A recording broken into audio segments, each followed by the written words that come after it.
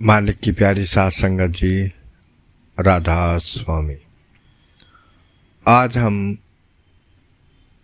मालिक के विषय में और मालिक के हुक्म के विषय में थोड़ा विचार करेंगे कि परमात्मा इस दुनिया में जो सतगुरु का रूप धारण करके बैठा है, हमने उसकी खुशी कैसे हासिल करनी है। जैसे कितने उदाहरण हमारे सामने आते हैं जिन्होंने अपने सतगुरु, अपने संतों के हुक्म को कैसे निभाया, कैसे मनाया। उदाहरण के तौर पे माता मीराबाई को देख लीजिए, कितने बड़े रजवाड़े में थी, राजा महाराजाओं के घर की बेटी थी, राजा महाराजाओं के घर की बहू थी, मगर आपने कुल का मान नहीं, अपने सतगुरु के मान को आगे रखा।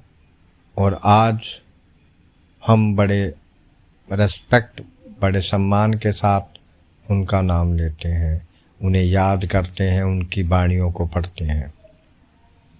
माता सहजोबाई को देख लीजिए, घर में शादी थी, उनके गुरु उनके भाई लगते थे। आपने थोड़ा सा समझाया, थोड़े में ही समझ में आया और आप उनके हुक्म में आ गई। आपने अपने गुरु का हुक्म माना, भक्ति करी।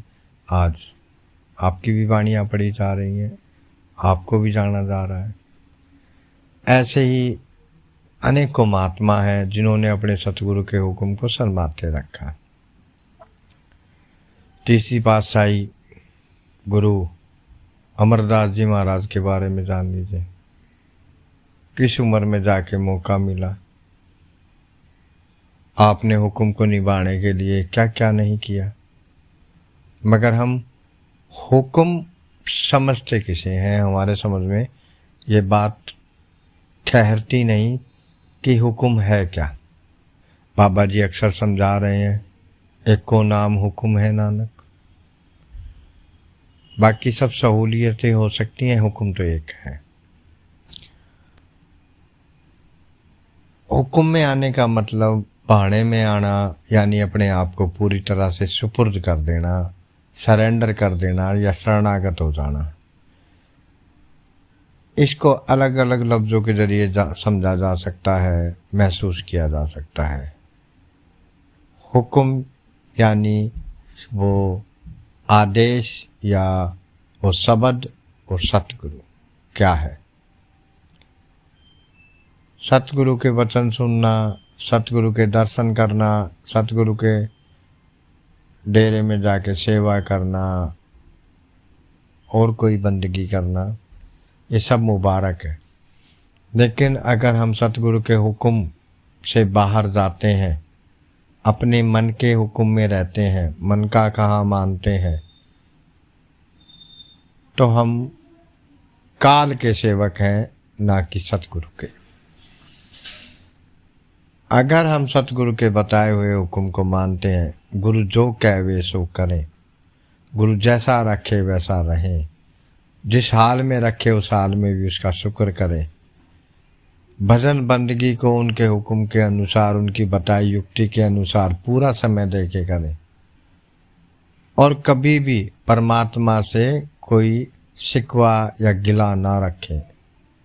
और जैसे भी भाव में सतगुरु रखे, जैसे भी माहौल में गुरु रखे, उस माहौल में उस समय में रहते हुए भी परमात्मा का शुक्र करके हम भक्ति को निभाएं। तब कहीं जाके हमें उस हुक्म की समझ आएगी, सोझी आएगी। हुक्म यानी वो नाम, यानी वो सतगुरु है। जो भी मालिक का प्यारा आपके वचनों पर जी जी करके अपने जीवन को ढालता है, वो आपका प्रिय बन जाता है। जो भी अपने मन के अनुसार चलता है, वह जिंदगी भर केवल एक दिखावा ही करता रहता है कि मैं गुरमुख हूँ या गुरु वाला हूँ या गुरु सेवक हूँ। हुक्म में आने का मतलब अपने जीवन को पूर्णता से अपने सतगुरु के सुपुर्द करना, अपने मन तन धन तीनों पर गुरु का अधिकार समझना, अपना नहीं समझना। हमारी हालत क्या है हम जानते हैं, इसलिए बार बार सतगुरु हुक्म में रहने का फरमान जारी करते हैं कि भाई जो हुक्म में रहेगा, हुक्म में रह के बंदगी करेगा, उनके बताए हुए मार्ग, उनकी बताई हुई युक्ति को सच्ची ईमानदारी से निभाएगा, उनके बताए हुए परहेजों को निभाएगा, वही उस परमात्मा या सतगुरु का प्यारा बन जाएगा। अब हम देखें छोटे छोटे उदाहरण लें कि निजामुद्दीन औलिया साहब थे। आपकी सोबत में रहने वाले बहुत लोगों ने, बहुत जिज्ञासुओं ने, बहुत उनके जो भी मुरीद थे, सबके मन में ये भाव आया कि परमात्मा सतगुरु आगे ये जिम्मेदारी हमें देके जाएगा, यानी कि सबके मन में गुरु बनने की चाहत आ गई। तो औलिया साहब ने सोचा कि ये सारे के सारे आज गलत मार्ग पर जा रहे हैं, क्योंकि हुक्म में तो रही नहीं। तो आपने परीक्षा का भाव लेके उन सबको लेकर एक ऐसी जगह गए जहाँ कोई वेश्या रहती थी। सभी अपने मुरीदों को वेश्या के मकान के नीचे छोड़ के आप ऊपर चले गए। वहाँ उस वेश्या ने देखा कि फ़कीर आए हैं। उसने माथा टेका, कहा धन्यवाद, लेकिन मैं तो नीच कर्म की हूँ, नीच कर्मों की हूँ।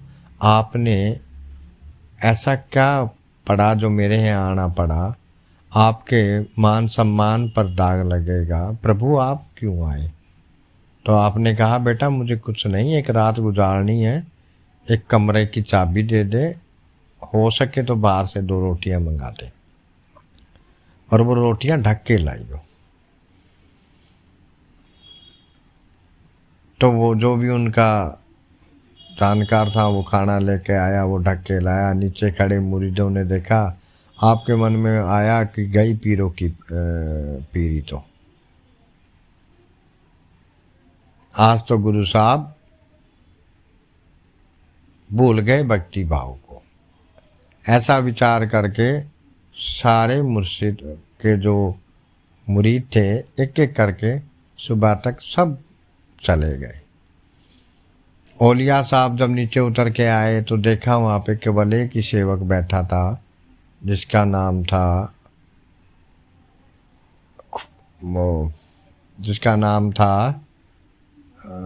नाम ध्यान से उतर गया, खुसरो।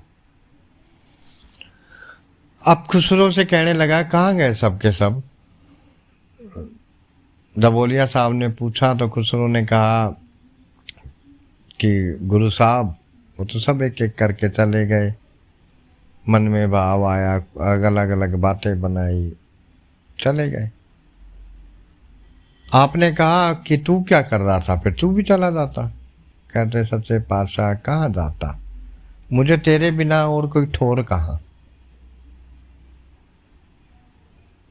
तो औलिया साहब ने सुना और वो जान गए कि सच्चा सेवक, सच्चा मुरीद ये है।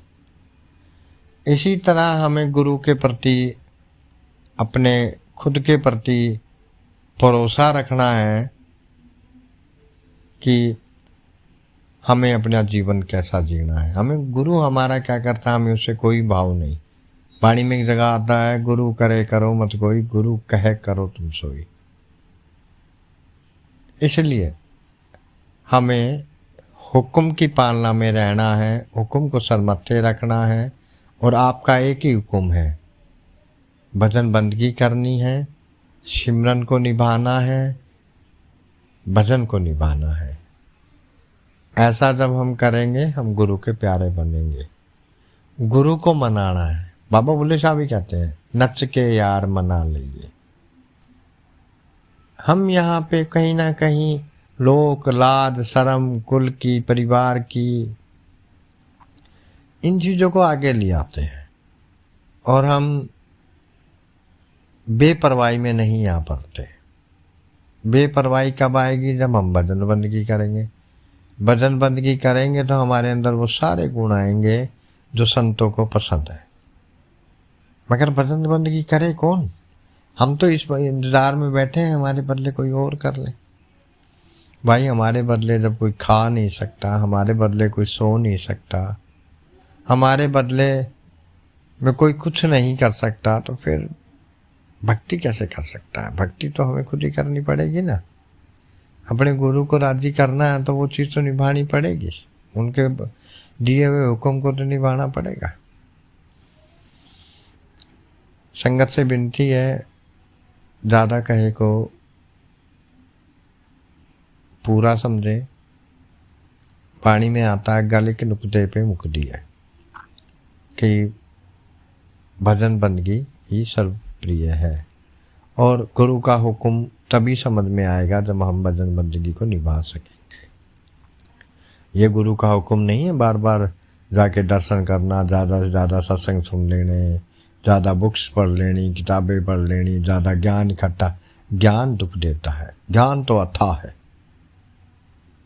अनेकों कलाओं के अनेकों ज्ञान है, लेकिन यहाँ ज्ञान नहीं है। यहाँ तो गुरु साहब साफ कह रहे हैं ज्ञान ध्यान टुन जानिए अखट कहावे सोई। कि भाई अगर सच्चा ज्ञान हमें लेना है तो भजन बंदगी करके अंतर में जाके अपने गुरु के, उस सतगुरु के अंतर में नूरी स्वरूप के दर्शन करके जो सच्चा ज्ञान हमें प्राप्त होगा उसका कोई सानी नहीं है। इसलिए संगत से विनती है निभाने की कोशिश करी जाए, हम भी परमात्मा के हुक्म में आ सके। राधा स्वामी।